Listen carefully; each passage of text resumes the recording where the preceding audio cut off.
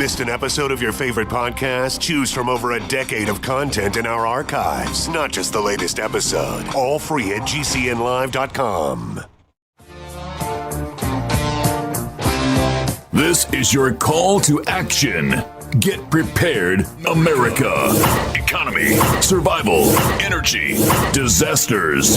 This is USAPrepares.com. Informative radio, educational radio. Interact now by emailing instructor@USAPrepares.com or text at 434-390-7953. Class, please take your seats. Now, your instructor, Vincent Finelli. Everyone all set? Cocked? Locked? Here we go. Your dial set correctly to USAPrepares.com. We're delighted you're here, broadcasting 2 hours from high atop the Missouri Ozark Mountains. Nathan is engineering the broadcast in Minnesota. If you'd like to call us, 866-582-9933, 866-582-9933. Our telephone listen line is 605-477-3249. 605-477-3249. Captain John Ragan's with us. Welcome, Captain John Ragan. Good morning, Vincent. Hey, John. Hey, I noticed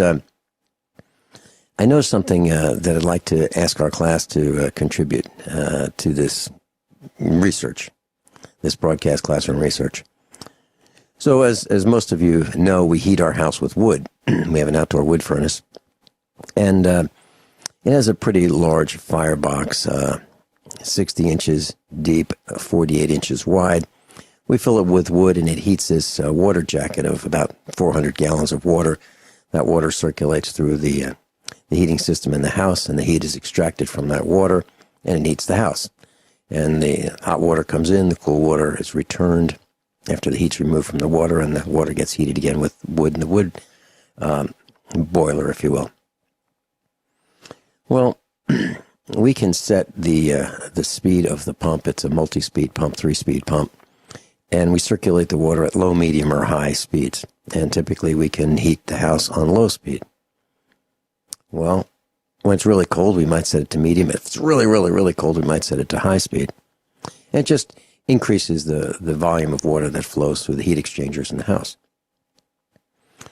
The outside wood furnace has a set point, and we set it to about 177 degrees maximum. So when the water heats up to 177, it shuts off the air intake to the heater, and the fire just smolders. Very barely stays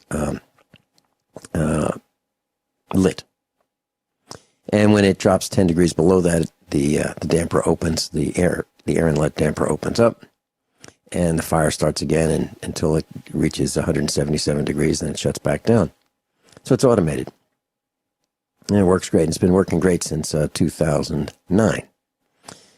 What we've noticed is that it's harder and harder to heat our house. And I believe the reason is not the wood furnace, not the circulating pump, none of that. I believe it has to do with the reduction in solar radiation that is landing on our house and the roof. So what I'm saying is the sun is not heating the outside of the house as much. And because of the dimming, it's hard for our outdoor wood furnace to keep up. Now, that's something to be more difficult, I believe, for a person who's not loading a wood stove to notice this. They just say, well, our heating bill went up a little bit, or our heating bill went up a lot. So my question for you is, are you seeing the same thing out there? For those who are in class today, are you noticing that it's taking more to heat your house, more energy to heat your house than the previous years? I believe that what I've explained is the reason why, but I'd like to know what your opinion is. So over the next week or two or whenever, give us a call. And the number to call in is 866-582-9933. And the best time to call is when we're here. and that's between the hours of 9 a.m. and 11 a.m. Central Time. Captain John Ragan, what's new with you? Oh, boy, it's such a roller coaster this last month with our temperatures. We got hit with our third round of the Arctic blast just in time for the weekend.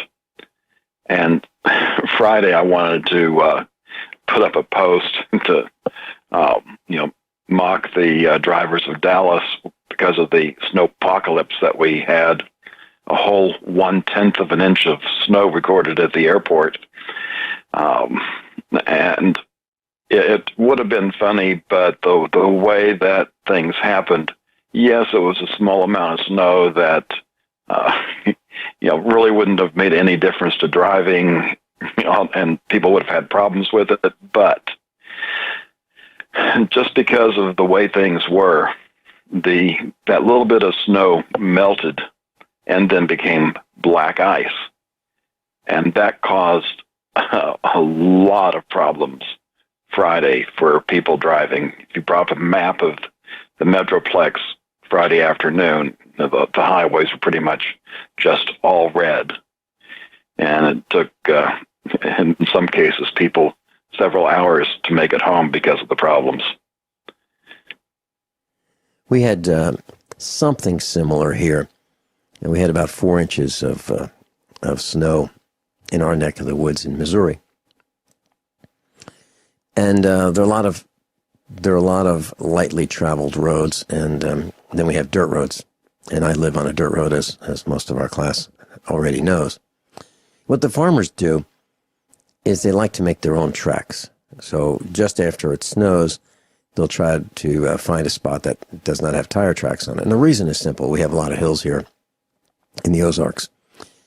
And the idea is if you have your own tracks, it's less slippery than if you're riding in someone else's tracks.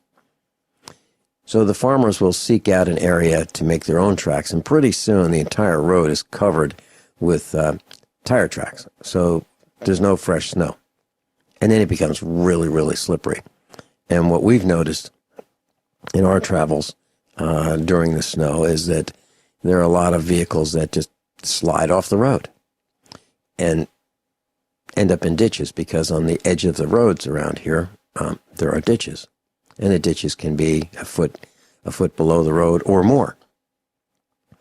And I've mentioned to my wife, Mrs. Finelli, and our son, if we're in a vehicle, in a truck, and we've got a 4-wheel drive, pretty heavy light truck. It's a 3/4 ton Dodge diesel, and it has brand new mud and snow tread. So it's a real aggressive tread, and it's perfect for this kind of driving. And what I've noticed is that there are drivers behind the wheel of all kinds of vehicles. I'm talking about small cars. I'm talking about medium-sized cars, light trucks, 2-wheel drive trucks, 4-wheel drive trucks.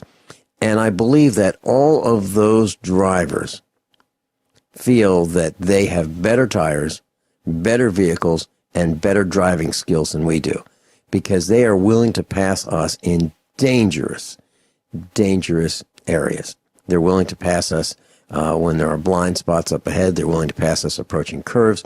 And I'm talking about on glare ice. It's unbelievable how adept these drivers are at manipulating their vehicles and their tires and their suspension systems and their drivetrains so much better than I am. They really are so much better. And I don't understand it. Actually, what I'm saying is they're stupid. They're stupid for running these risks. They will go down hills, around bends, and they will put everyone in their path at risk. And I can't stand it. What's wrong with driving more responsibly? I'd like to see more of it. And unfortunately, I don't think there are any regulations on the road for driving speeds in inclement weather. So it may be a 55-mile-an-hour zone when it's clear and dry, but that doesn't mean that you have to drive 55 on glare ice. And my thought is, what would I do if I see this guy behind me who's been riding my tail on glare ice, slippery snow, and if he slides off the road as he passes me, do I feel responsible to see if he's okay, or do I just keep on going? I haven't answered that question yet. Someone who puts us all at risk. John, you have any thoughts on that? No, there's a couple things I want to try and get in before the break. Okay. Just to finish up the Dallas weather, we've got some forecasts saying 80 degrees for Wednesday. Real roller coaster. But going back to the sun, on spaceweather.com, I've been wanting to talk about this for a couple of months now. Back in 2009, which, believe it or not, was before we even met, there were 260 days, or a little bit over 70% of the year, no sunspots. In 2010, that dropped down to 51 days, and then the sun went pretty much quiet. 2 days in 2011, and then from 2012 through 2015, a grand total of one sunspotless day, which was in 2014. Then the last quarter of last year, there started being more sunspotless days, 32 days. This year, we already have 7 days, including 5 straight. So 88% of 2017 has been without sunspots. So the sun is turning itself down for now. Be interesting to see how that works out too. So, John, are you saying that my conclusion is has some basis in science about heating our home and what I've noticed? I don't know if science would agree because they don't include the sun in the global warming models. But going back to what's happened in history, there's been a noted decrease in temperature when the sun goes into these spotless periods. Okay. Well, to me, that's the only thing it can be, because I've been scratching my head all morning trying to figure this thing out.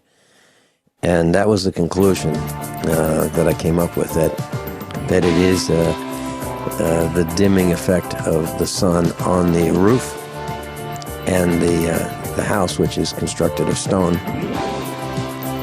and the lack of the solar radiation warming the house, which is causing us to use more fuel. So, class, if you think that's happening to you, we'd love to hear from you. We'll be right back. Class, if you'd like to follow along, you can go to thefinancialstateoftheunion.com and click on the news tab, thefinancialstateoftheunion.com, and please click on the news tab. Captain John Ragan? I just want to mention at the top of the post, I've got a link for the Hear the Watchman conference, which is going to be here in Dallas from March 31st to April 2nd. And I'll be speaking along with a number of others. It's the largest number of speakers they've had yet, so they're probably going to start earlier on Friday and go longer on Sunday. But very, very good information, and it is so timely. And for today, I start off with religious freedom. Well, the United States Army is expanding its religious freedom, at least if you're a Sikh.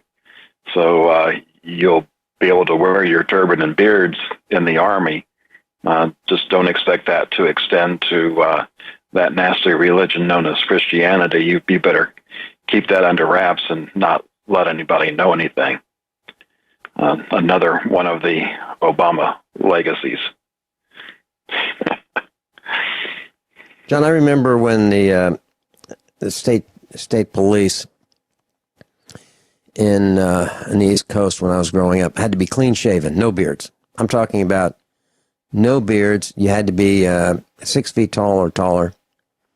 You couldn't have any tattoos. You had to have a clean and neat appearance, right? You remember those days? Yeah. Mm-hmm. Okay, so now turbans.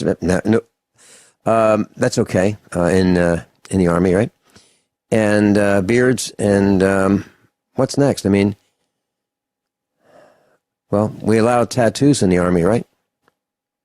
Navy's had them for a long time, but gosh, we're falling down. We're absolutely falling down. Pretty soon, it's piercings. That'll be okay too. Imagine how ridiculous we have we become. Now, commanders who have the authority to order them to shave under the threat of, biological or chemical warfare attack where you need to wear a gas mask. Because if you have a beard, you can't make a seal with the gas mask. You need to be pretty much clean shaven for that. Mm-hmm. Of course, the flip side of that is you may not know ahead of time. It might be a surprise attack, and if you just have minutes, odds are you're not going to be in a position to shave your beard. Well, I object to it. That's okay. What's next? Well, the services have had personnel and equipment problems for some time. Another one of the Obama legacies. And now the Pentagon wants DARPA to come up with the way of converting military aircraft to drones. And this does make sense because, first off, we got the pilot shortage going on. So this makes use of existing aircraft. But it also takes us further down that road.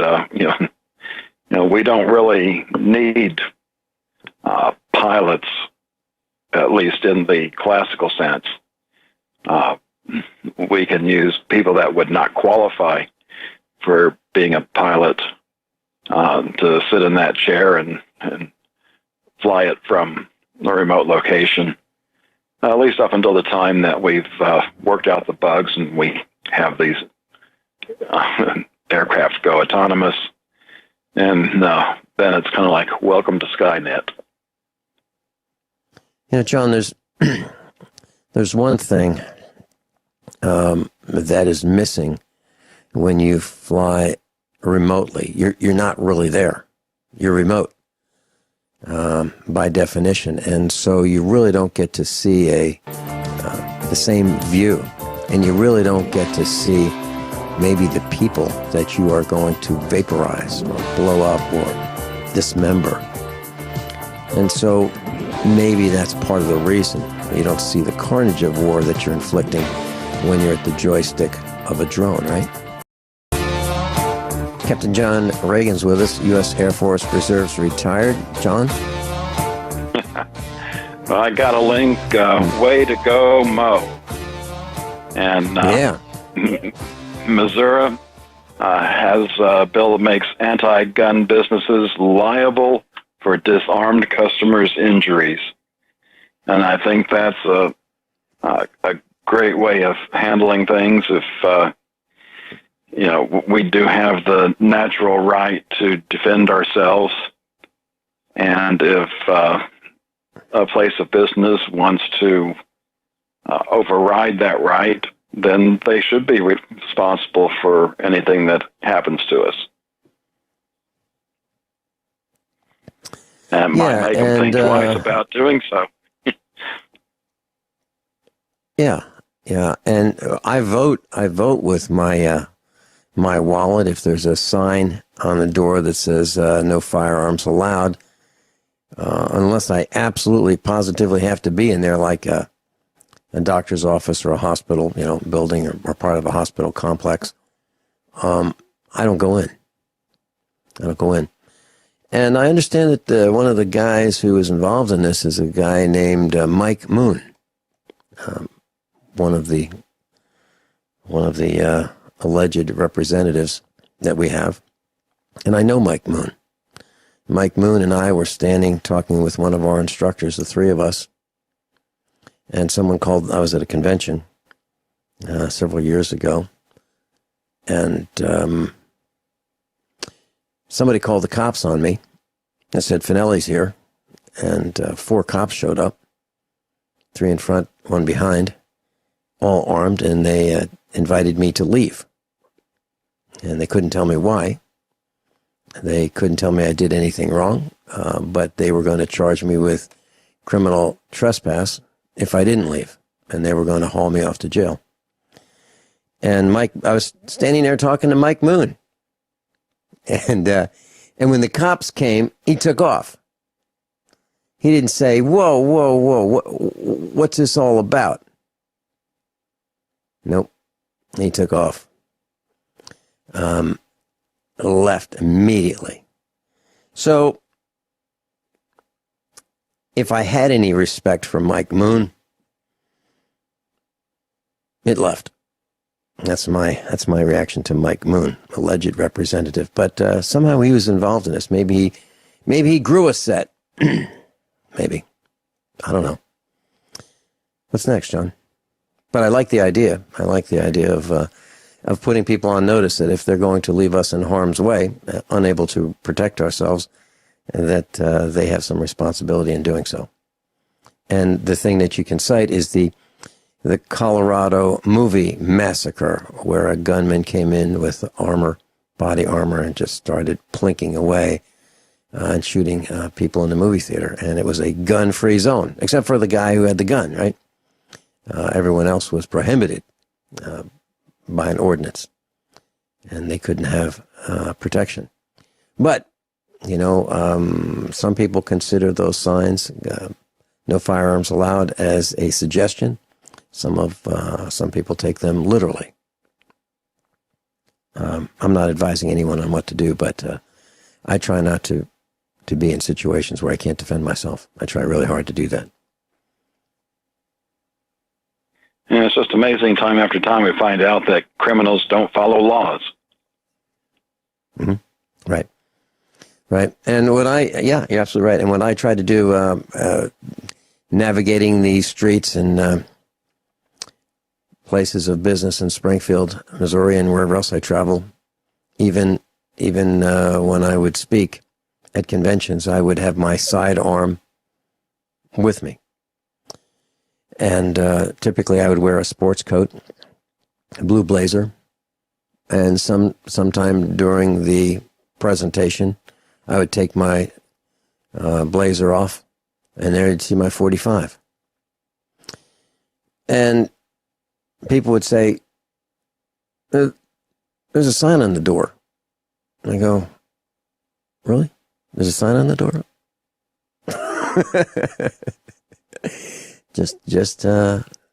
Just talking about my behavior. I'm not recommending anyone do anything differently, but that's, sometimes I don't think things apply to me. Sometimes I ask for forgiveness instead of permission. What's next, John? I have an article, Prep Your Tractor, how to prepare your tractor for an EMP.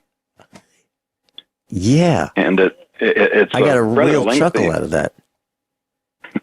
It gets into a lot of things about, spare parts and having the tools and being able to make your own spare parts, up to including 3D printing. Just one little thing that I didn't really see in the article is, how do you handle things like the rubber parts, which you can't really stock up on because you get dry rot and they're going to wear out. How do you handle that for the long term? That's a really good question, John. And, this article does talk about being able to make your own spare parts. And there's a video, and there's a guy, a farmer, being interviewed about, prepping for an EMP. And I got a chuckle out of it because he showed a tractor, or in this article there's a tractor, and it's a Ford 3000 tractor. No power steering, I have one of these Ford tractors, and I bought it for exactly that reason many years ago. Mine is a 1974. It's blue and white. It's a 3-cylinder diesel. It's really, really basic, but it really works for some small jobs. It's only 47 horsepower, which is kind of small in the tractor world. But, if you've got something, 10 acres or so, or if you're doing what I do, spread manure around the farm, with a chain harrow, it's really great for that. It really is.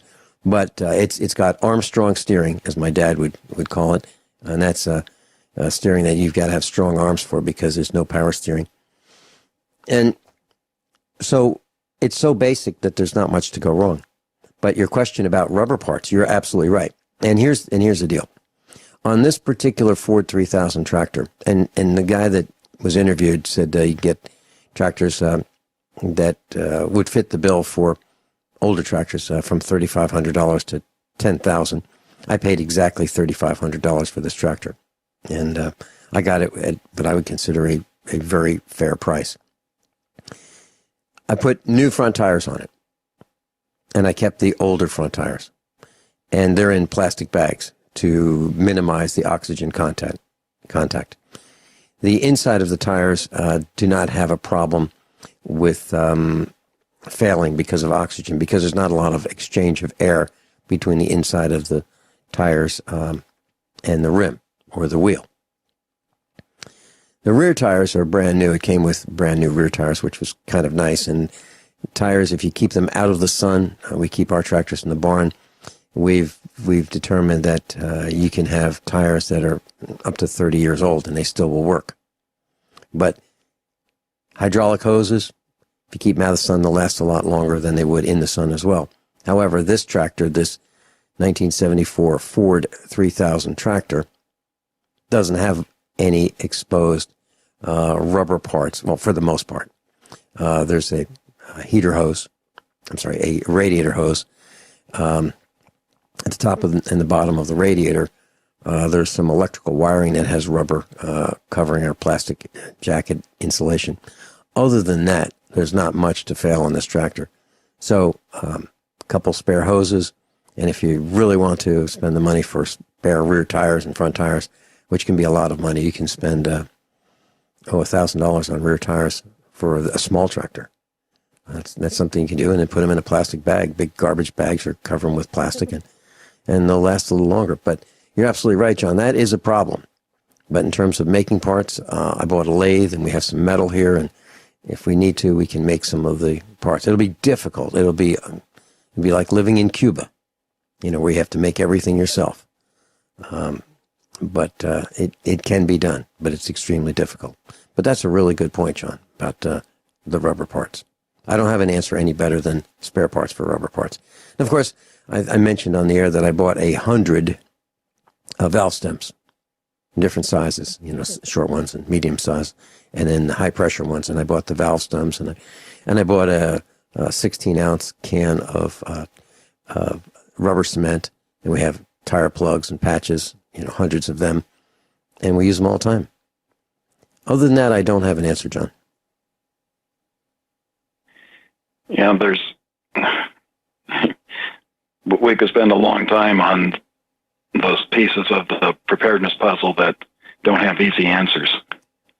Mm-hmm. And by the way, if you have one of these tractors and it is an old one that's EMP proof because it doesn't have any computerized ignition or computerized fuel injection system or computerized whatever, you still have a battery in it, and you still want your battery to last a long time, and you need to take care of them. So some people will buy a dry battery, meaning it is not filled with acid, and they'll have a container of acid that they can fill the battery with later. Others are using desulfators, and that's what I do here at the farm to get about double the life out of most lead acid batteries. And then some people will take their batteries apart or take the electrolyte out of them, rinse them out, and then refill them with electrolyte, a different kind of electrolyte. And there are plenty of YouTube videos that will tell you how to do that as well. So it is possible to extend the life, but that is a problem. The batteries are a really big problem. And then you have starters. Starters go bad, so do you want to get some extra brushes for your starters? And what about the alternator or the generator? What I've done in that world is I have a spare generator for this old tractor. I don't have a spare starter, but I do have a spare generator. And the list is endless. I mean, where do you stop buying spare parts? And it can get extremely expensive. So it depends on what your priorities are. Our priority is I'm not going to Disney World. I'd rather have spare parts. That's how I look at it. Captain John Ragan, what's coming up next when we come back after these few short commercial announcements? More of the Obama legacy. Obama's best at worst. What a great legacy. What a great legacy. I'm looking forward to hearing about all the things he has accomplished. Captain John Ragan, I'll be right back. Captain John Ragan? Well, another part of the Obama legacy. Yeah. He's got the worst recovery in the United States history ever. And that includes where he spent $10 trillion more than what the government had, and it's still the worst. And there's an interesting chart in the article. It lists various events in the past going back to 1953. So we got 53, 57, 60, 69, 73, 81, 90, and then this century, 2001, 2007. And it charts, it goes across number of quarters, so 4 quarters is a year. And all those other recoveries made it back up to break even within 2 years. It took till nearly the 4-year period for this recovery to get back to even. And that 4-year period looks like it was around a 10% increase in GDP at the worst. And we are now, after 9 years, just getting up to that 10% point. So congratulations, Barry. You're the worst. Well, we've been saying that for years, John. We've been saying he's an intergalactic disgrace. And we've said that he's the worst president of the corporation in the galaxy. And it looks like it's what we've been saying is bearing out to be absolutely true. And, just because he smiles and he looks happy and he can bounce a basketball, sort of, doesn't mean he's a good manager of the corporation. As a matter of fact, if he were coming to town, I wouldn't go see him. I mean, if he came to our little hamlet, I wouldn't go see him. I wouldn't go out of my way. And what about his vacations? What was it, almost $100 million in vacations? You think he could have made it a round number. Missed it by that much. He did. How can a guy run the corporation and be that abusive of power, abusive of finances, abusive? People are starving and he just can't get enough vacations. And I think it was really cool what he offered to leave the swing set that the girls had at the White House that he had planted there. And it's an extravagant swing set. It's like a playhouse swing set. Any child would be delighted to have something like that. I mean, it was the Taj Mahal of swing sets. He offered to leave it for President-elect Donald Trump, and I'm paraphrasing, and Donald Trump said, "Nah, it's okay." I think that says a lot. Donald Trump did not want the swing set left by Barry for his children. And what about that garden that Michelle was staged with tools in her hand, planting a garden? And what's her legacy? Fixing the school lunch program so that the children won't eat lunch anymore. What a legacy. What a legacy. I can't wait to see him leave office. Well, I'm all excited about that.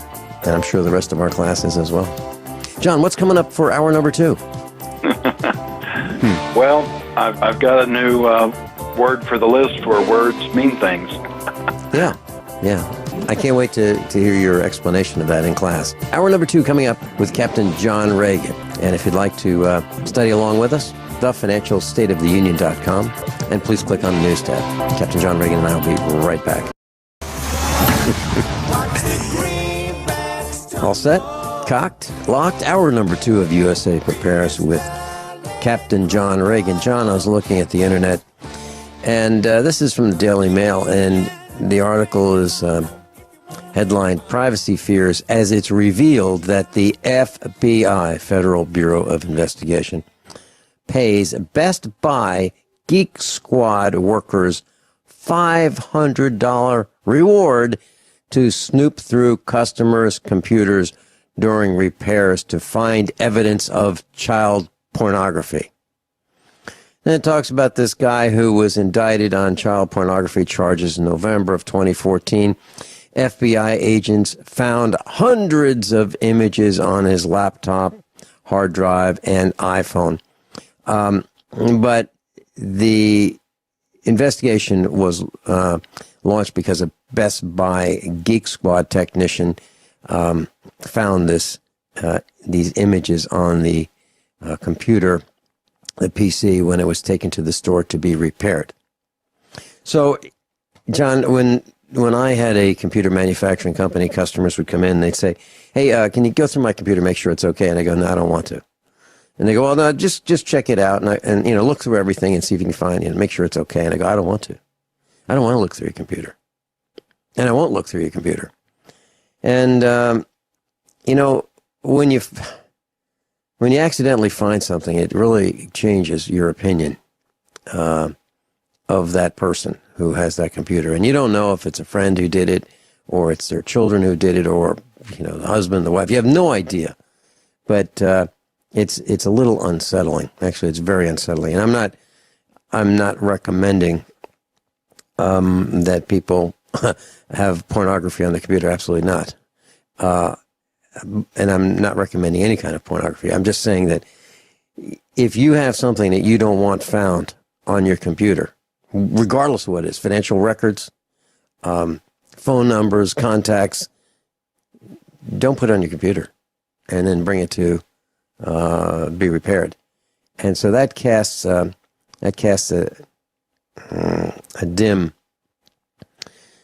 perspective from my point of view that the FBI is paying $500 rewards for finding pornography on computers. That means that your Best Buy Geek Squads, according to this article, are going to be looking through your computer harder than they've ever looked through it before to find something so that they can get a reward. It's an outrage, if you ask me. Just wanted to comment on that. What if somebody needs an extra $500 this month and goes ahead and plants some porn on the computer? Yeah, that's exactly right. What if that person who's working on the computer has a thumb drive and does that? And John, correct me if I'm wrong, but isn't it easy enough to take a file, change the current date on a computer, and bring it back 6 months? Change the date, and then have a file that was created before that, and then move that file, copy that file from a thumb drive to a hard drive, and then restore the date, change the date back to the current date, today's date, and then it will look like that file was moved 6 months ago. Isn't that easy to do? You don't even need to do that. There's utilities that will change the date of the file. Mm-hmm. Mm-hmm. So what we're saying is that if a person has just a little bit of computer savvy, he or she can plant a file and on your computer, and you can say, I didn't do it. And look at that file. Wait a minute. It's been there for 6 months. How'd that get there? Very interesting point, John. So let me go down a rabbit hole here. Okay. You know how those of us that are in the modern media are under attack, and there's so many ways to get backdoors into computers, some of which have been bugs for years, and some may not have been bugs. They may have been, official backdoors that were agreed upon. So just imagine, you're just going along, minding your own business, and you get a knock on the door, and they've got a warrant to search your computer. And lo and behold, there's all of this kiddie porn on your computer. And you get disgraced and shut down, and there goes another alternate media outlet when it was placed there by outside personnel. Mm-hmm. Well, we've heard the stories about the farmer who was raided, years and years ago. You've heard stories of this class. So the farm gets raided, and sure enough, they find some drugs on the property, and then the farm gets seized. And so where does that come from? And in many cases, we've learned that was planted evidence, meaning the alleged authorities, the people who have guns on their hips, bring the evidence that they want to plant. They plant it, and then they arrest the owner of the property for having those illegal substances on their property. And in our case, what we do to somewhat protect ourselves from that is we let our cows run all over. Cows will find it. If it's planted, they'll find it. If it's edible, they'll eat it. And that's how we protect ourselves from the plague. John, you're talking about words have meaning. It's interesting how long you can look at a word. In this case, it was decades, and just happened to see it a little bit differently. And you get to wondering, and you start researching the history of the word. And many times it's just a coincidence of phonics. But in this case, it was more than that. And the word that I'm talking about is secretary. And first thing I did was look up the airy part, the suffix, and basically that's means pertaining to. And when you look at secretary, and we've been pronouncing it that way since I can remember, you take off the airy and you have the word secret. So, if we went around calling it secretary, it would doesn't roll off the tongue as well, but it really is what it sounds like. And the second link for hour 2 gets into the history of secretary. It's from medieval Latin, which is one entrusted with secrets. And then what is now the obsolete definition, someone entrusted with a secret, a confidant. But if you think about how the word is used today, all the cabinet members are secretaries. The Secretary of State with the state secrets, the Secretary of Defense with military secrets. And even when you're dealing with corporate secretaries, they keep secret the going-ons of the executives. So just an interesting word I found. Mm-hmm. Thanks for bringing that to our attention, John. It was worth discussing, really, because it puts our government in in a brighter light, that we can see what they're up to, and that they're hiding everything from us. And moving on, we've talked about how millennials just don't have the same interest in cars that our generation did, and Chrysler may have found a solution for this. They have a concept vehicle that will take selfies.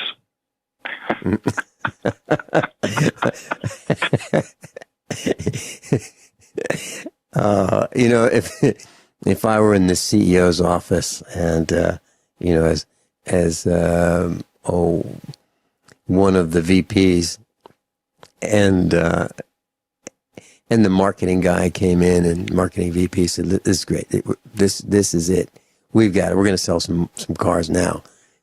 And he said, "Selfies. That's where it's at. We're going to get them from the front seat. We're going to get them from the back seat, and we're going to have this broadcast capability, and we can send these selfies of all of these people in the cars that we sell to all of their friends. This is more important than horsepower. This is more important than traction, suspension. This is more important than comfort. This is it. This is what's going to sell cars." I'd have to laugh. But you know what?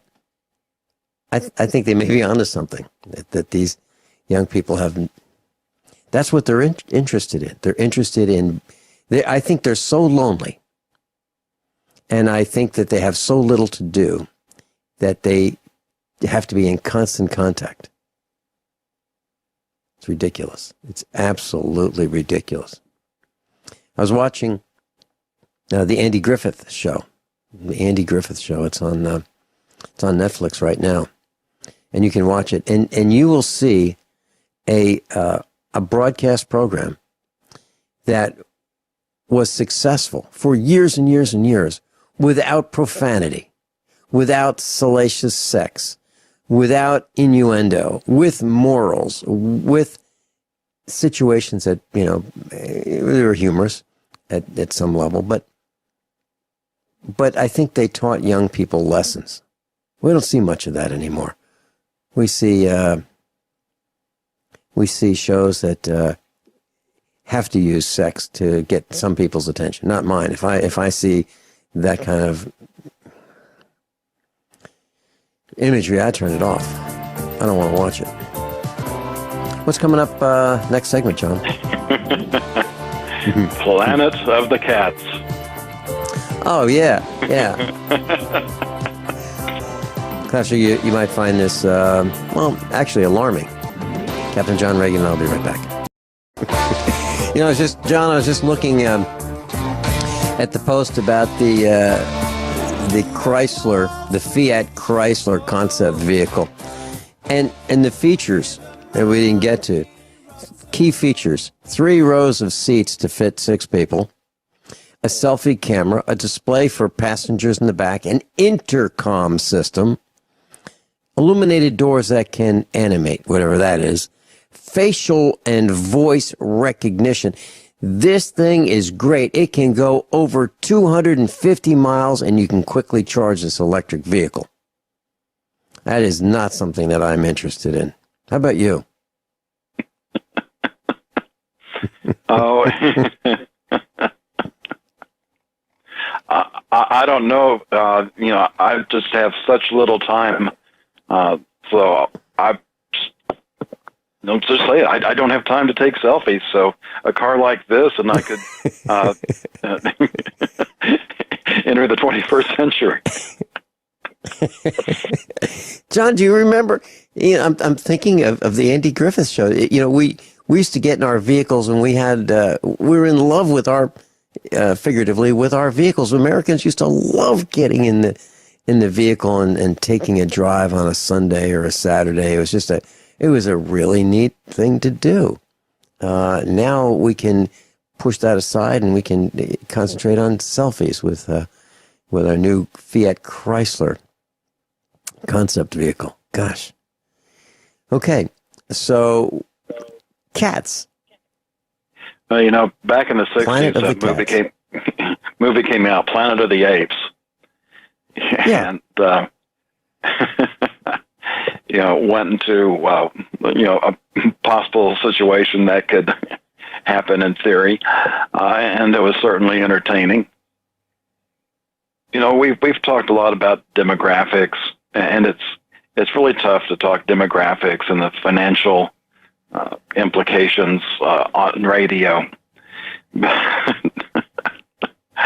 I came across this article. Americans prefer cats to kids after Great Recession because of the bad economy, because of Obamacare, because and now in some states, you have hardly any rights at all with your kids.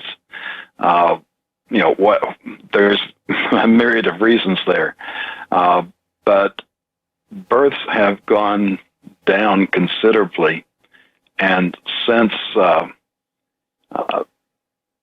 2007, and they've got a chart here how the growth should have been 2008, and this report only goes through 2015, because it takes a while to get the information.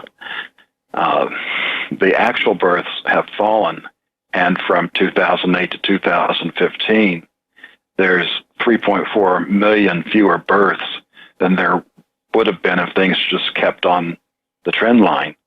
And they're not expecting this to change for 2016, so it's probably close to 4 million fewer babies. And that hits us in a number of ways. And it also points out how you can't just quickly turn this around, because, those kids that would have been born, 5-6 years ago would be entering school now and, getting ready to go through the system. And there would be the cost associated with that, which helps prop up the economy. And then, of course, when they enter the workforce, then they, provide the necessary taxes to support the government. And, of course, they get into spending, which supports the corporations. And when that goes down, and this is the reason why I say you're not going to see the Republicans do anything about immigration, because the government and corporations are all dependent on an expanding economy just to prop up the mess they've created. And when that goes down, they've got to bring more people in to try to get the spending, whether it's the consumer spending on the corporate side or the taxes on the government side. And because that's going down, that just adds to the problem coming down the line. Really good point. Really good point. So that explains a little bit about why the thugs in Congress don't want to build a wall. Actually, they want to build a train to bring people into this country. Captain John Ragan's with us, thefinancialstateoftheunion.com. John? Well, it's been nearly 5 years since I first came on and talked about the problem, which includes the really big problem of the Social Security and Medicare unfunded liabilities. And I've talked about how you can't tax enough because there's not enough income to tax. We can't cut enough out by cutting the Social Security and Medicare programs. And then you start getting into really extreme options. And that includes cutting the beneficiaries. And so this next article came up, and I thought, this might be a good headline for the propaganda media. Patriots helping save Social Security. And from Vegas, an elderly couple suffering financial troubles, credit card debt, at least into the 5 figures. They jumped to their deaths off a Las Vegas parking garage in joint suicide. So we probably ought to give them a medal for helping to save Social Security and Medicare. And unfortunately, Very sad, John. We're seeing more of that, where the elderly are committing suicide because of the problems they're facing. Mm-hmm. Yeah, they can't pull out of their debts. They're despondent. And I mentioned on this broadcast that I was traveling on the highway, and a man jumped off an overpass and landed right in front of our vehicle, and we were able to stop without hitting him. And we directed traffic and got him some help. He was still alive.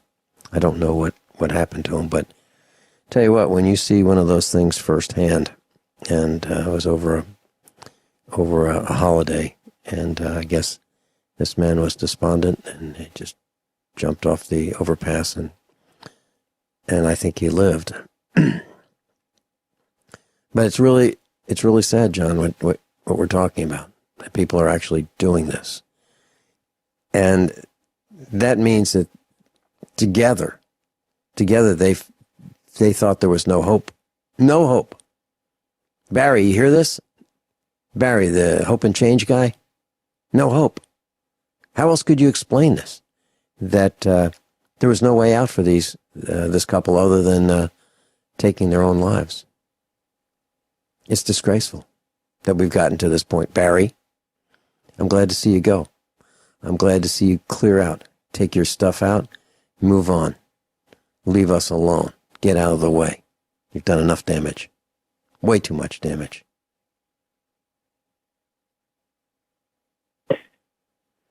And another item in the recurring theme of Barry's legacies, the United States is now in the top 12, and that's of the worst Christian persecution nations.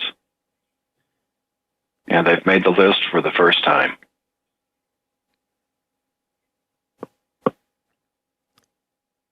You know, we used to be number one in positive ways, and we're racing toward being number one in negative ways. I'm looking forward to our president-elect turning around as much of this as possible. It'd be nice to be proud to be an American again. Can you imagine that? Can you imagine being proud to be an American rather than being ashamed at what our corporate governance has been doing across the planet? Yeah, the headline, John, the Christian Truther, or ChristianTruther.com, the USA for the first time is among the 12 worst Christian persecution nations, according to this watchdog group.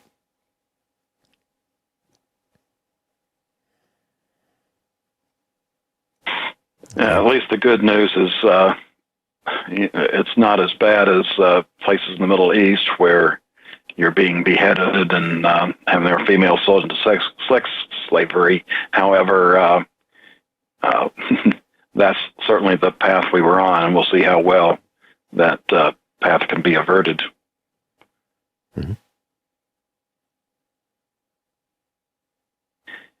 And we've also been talking about pension funds quite a bit. So we've got an $8 trillion hole. And the article, An Unsolvable Math Problem, Public Pensions Are Underfunded by as much as $8 trillion. And keep in mind what I just said, they're public pensions. There's private pensions as well that are also having problems. And when they say underfunded, that you have to understand the financial term there. This is the present value of that. So this is what we would have to invest into those pension plans, and the pension plans would also have to get the appropriate rate of return, which tends to be between 7 and 8%, in order to pay out 100% of the benefits that they've promised. Now, we're not going to see 7 and 8% growth again. Part of that's because of the demographic problem, which we talked about earlier. You know, cats just don't spend as much as people. That's the way it is.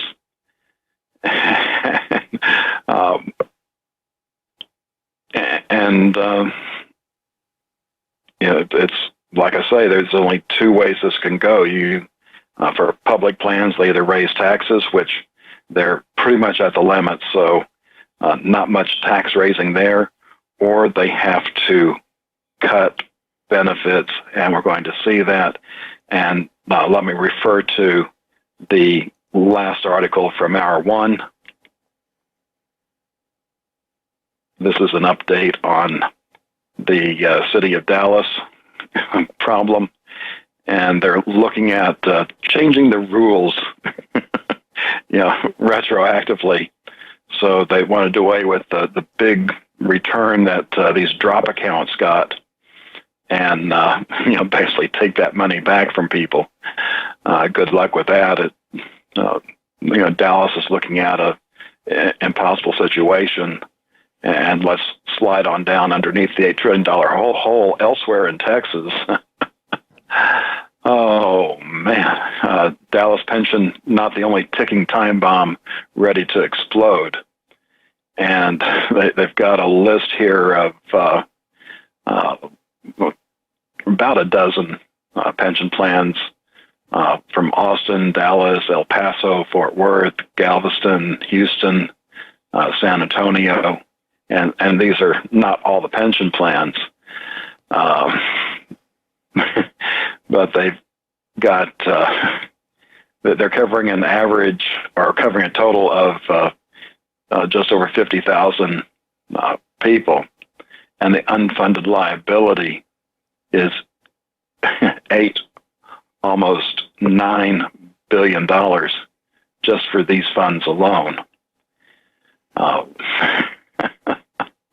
And in some cases, these are, there's one pension plan, see out there, it's barely above 50% funded, which happens to be the Dallas Police and Fire Pension System supplemental. And the combined fund isn't much better, at just under 64% funded. These are problems happening now. It's like I say, the Social Security and Medicare problems, are totally unsolvable, but that's not what's going to cause us the problem.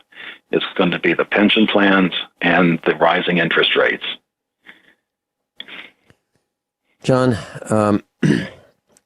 Ponzi schemes, pyramid schemes attract people because they appear to be able to deliver a rate of return that investors seem to like the idea of.